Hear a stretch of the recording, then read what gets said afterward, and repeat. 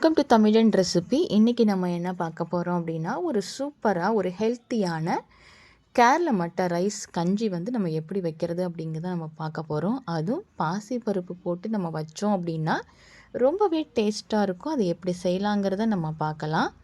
இப்போ ஒரு கப் வந்து கேரளா மட்டை ரைஸ் வந்து நம்ம வாஷ் பண்ணி நம்ம தனியாக நம்ம எடுத்துக்கலாம். இதை வந்து 2-3 தடவை நல்லா நம்ம வந்து வாஷ் பண்ணிக்கலாம் தண்ணி ஊற்றி.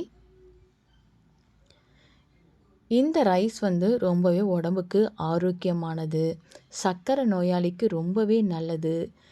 சர்க்கரை அளவை வந்து கட்டுப்படுத்துறதுக்கு ரொம்பவே யூஸ்ஃபுல்லாக இருக்கும். செரிமானம் ஆகக்கூடியது, நார்ச்சத்து அதிகமாக உள்ளது.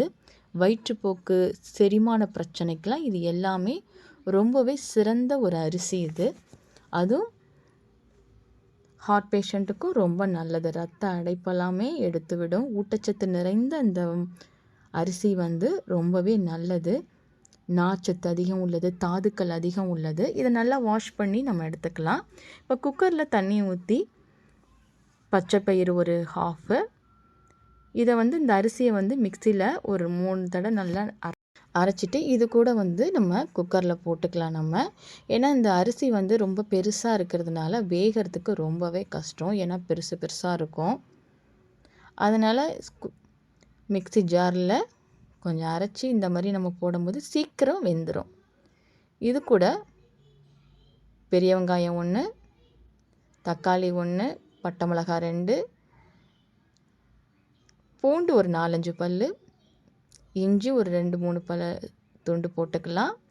1 டேபிள் ஸ்பூன் ஜீரகம். இது எல்லாத்தையும் நல்லா மிக்ஸ் பண்ணி விட்டுக்கலாம்.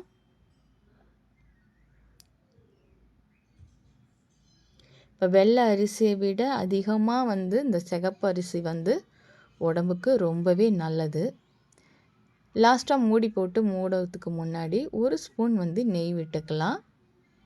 இது எல்லாத்தையும் நல்லா மிக்ஸ் பண்ணி விட்டுட்டு குக்கரை மூடி நல்லா வந்து ஒரு 6-7 விசில் வச்சு நம்ம எடுத்துக்கலாம்.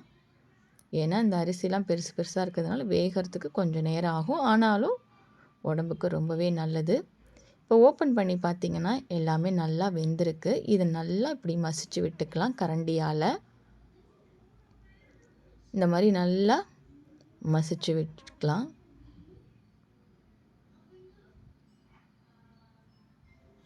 இப்போ இது கூட கருவேப்பிலை, கொத்தமல்லி இதெல்லாம் கட் பண்ணதை இது மேலே தூவிக்கிட்டு அதையும் நல்லா மிக்ஸ் பண்ணி விட்டுக்கலாம். சாதத்துலேயே அதையும் மிக்ஸ் பண்ணி விட்டுட்டு இதுக்கு வந்து ஒரு துவையல் அரைச்சி நம்ம சாப்பிட்டோம் அப்படின்னா ரொம்பவே சூப்பராகவும் இருக்கும். உடம்புக்கும் ரொம்பவே நல்லது.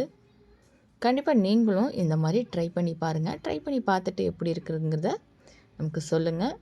நம்ம சேனலை சப்ஸ்கிரைப் பண்ணாதவங்க சப்ஸ்கிரைப் பண்ணிக்கோங்க. லைக் பண்ணுங்கள், ஷேர் பண்ணுங்கள், கமெண்ட் பண்ணுங்கள் மறக்காமல்.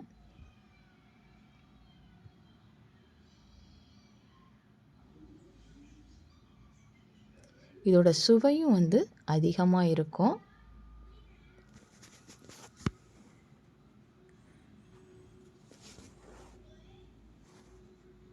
பார்க்கவே ரொம்ப சூப்பராக இருக்குது பாருங்கள். அதுவும் பாசிப்பருப்பு போட்டு நம்ம செஞ்சோம் அப்படின்னா இன்னமும் ரொம்ப டேஸ்ட்டாக இருக்கும். கண்டிப்பாக நீங்களும் ட்ரை பண்ணி பாருங்கள்.